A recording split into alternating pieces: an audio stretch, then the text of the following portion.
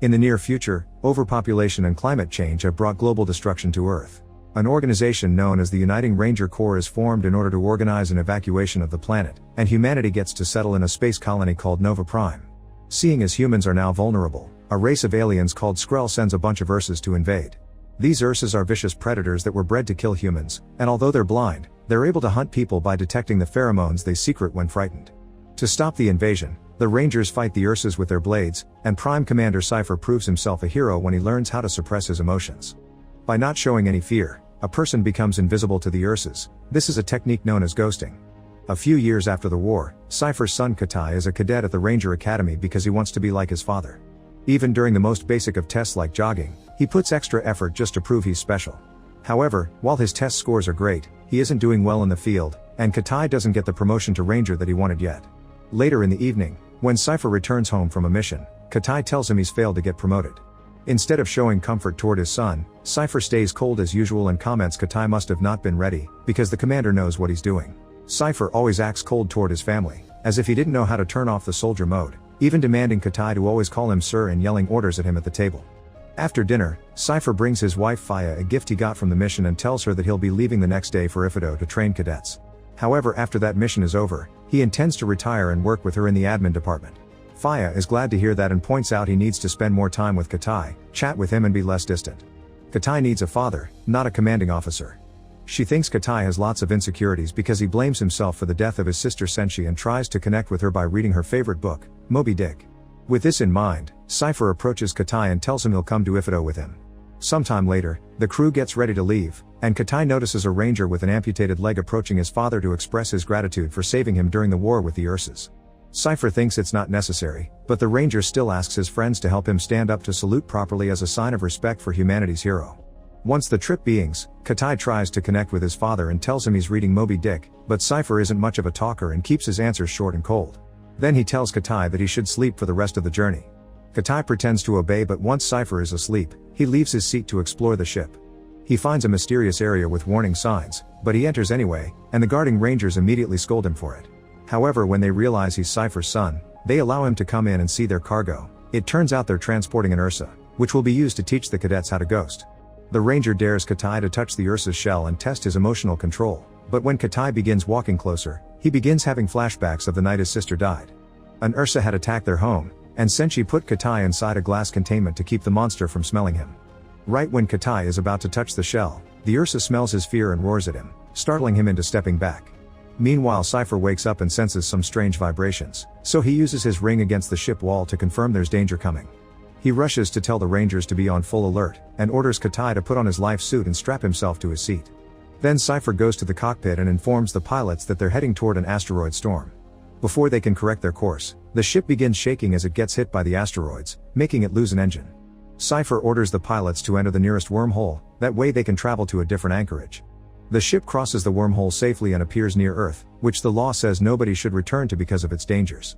Cypher wants to head somewhere else, but the pilots explain the ship has taken too much damage, meaning they must land as soon as possible. As the ship gets closer to Earth's atmosphere, it begins shaking again and Katai panics, so Cypher guides him to take deep breaths to calm him down.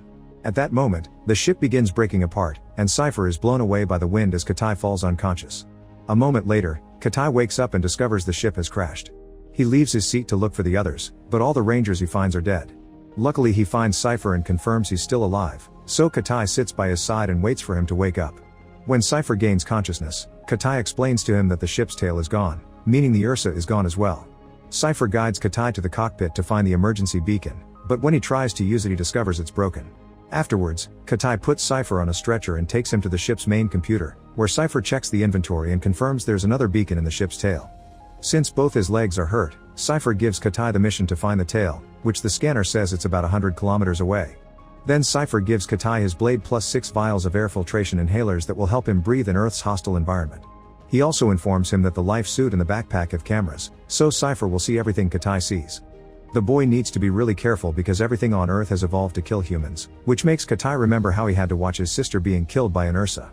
Katai asks Cypher about the Ursa that they were carrying, and Cypher thinks it must have died in the crash, but it's safer to assume it's still out there. After taking one of the inhalers, Katai leaves the ship and gets very nervous because he can see all the bodies around. To calm him down, Cypher makes him take the knee and reminds him to concentrate on the moment to overcome his fears. Then Katai begins his journey, which allows him to meet lots of animals he's never seen in his life. When he's climbing a cliff, he's startled by a spider on his hand, and when he reaches the top, he sees birds flying through the sky and cattle grazing on the plains. It's a stunning view, especially for someone that always lived in space. At that moment, Cypher releases a bunch of probes to find the Ursa, and he reminds Katai that the temperature heavily drops at night. To survive, he must find one of the many hot spots before it gets dark. Then Cypher scans his own injuries and confirms his leg bones are broken, making him consider taking some medicine to fight the pain. However, the label warns him that the shot could make him drowsy and impair his vision, and this makes Cypher think of the time his daughter called him during the war. Senshi had found an original copy of Moby Dick, which was a big deal because real books weren't around anymore. Cypher had acted very coldly toward her enthusiasm, and now he's starting to regret it, so he decides not to take the medicine. Moments later, Katai notices his suit has turned black. Cypher explains it's equipped with motion sensors, and the color black means there's a life form coming for him. Suddenly, a large baboon emerges from the woods, and Cypher advises Katai to stay still. However, Katai prefers tossing a rock at it to try to scare it away. This causes a whole group of baboons to come out and begin throwing rocks at Katai. The boy begins running as fast as possible, and Cypher guides him toward the nearest river to keep the baboons from following him. Katai quickly crosses the river, but even if the baboons aren't following him anymore, he keeps running with his blade out because he's too nervous and scared. Cypher has to yell at him to make him stop and take the knee so he'll calm down. At that moment, Cypher notices there are toxins in Katai's bloodstream and asks his son to check his body. Katai discovers he has a leech on his hand and immediately takes it off, but the toxin is still in his system. Cypher gives him instructions to inject the antidote, but since he's starting not to feel his hands anymore, Katai has to drop his body on the needle to make it stick and falls unconscious. A few hours later, Cypher notices the temperature is going down and forces Katai to wake up to find a hotspot, which is 10 kilometers away.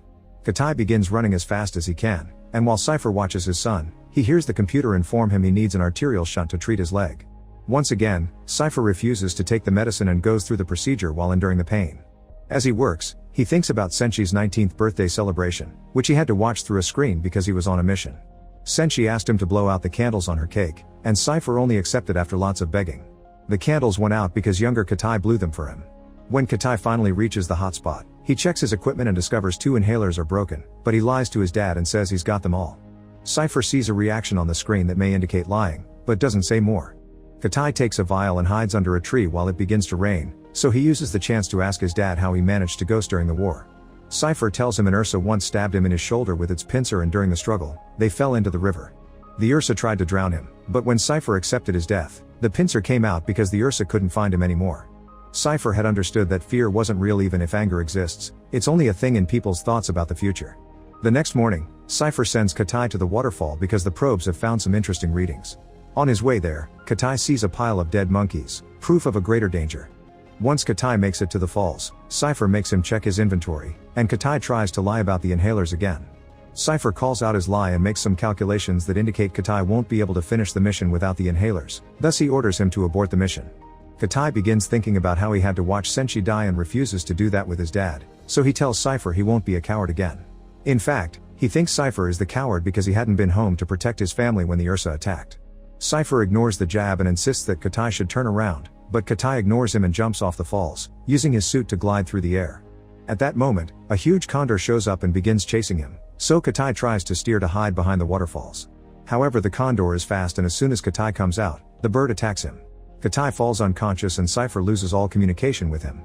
Moments later, Cypher wakes up in the condor's nest with its chicks. He tries to leave quietly, but suddenly several lions show up, trying to get inside to eat. The condor attacks the pride, but many of them dodge it and keep on trying to enter. Katai manages to throw a lion out, and the condor grabs another, but when a third lion comes in, Katai has no choice but to use his blade. He doesn't want to fight, so instead he cuts a hole in the ground to make the lion fall. Once all the lions are gone, Katai leaves the nest, and he's devastated to see the condor mourning the death of all its chicks. Afterwards, Katai tries to contact his dad, only to discover his communicator is broken. Back in the ship, Cypher gets images from his drone showing the bodies of the rangers hanging on a tree, which means the Ursa is out and about.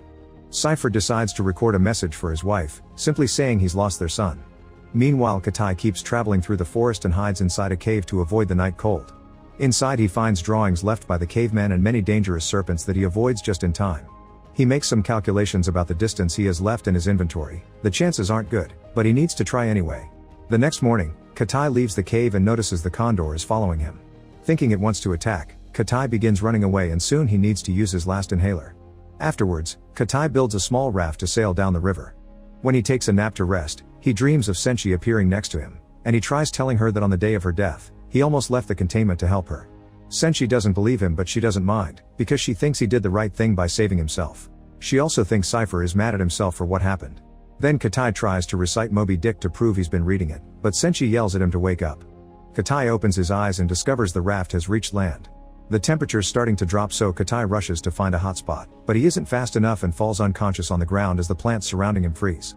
Katai thinks he'll die, but when he wakes up in the morning, he discovers something on top of him that kept him warm. It turns out it's the condor, who died to save him as thanks for fighting for its chicks.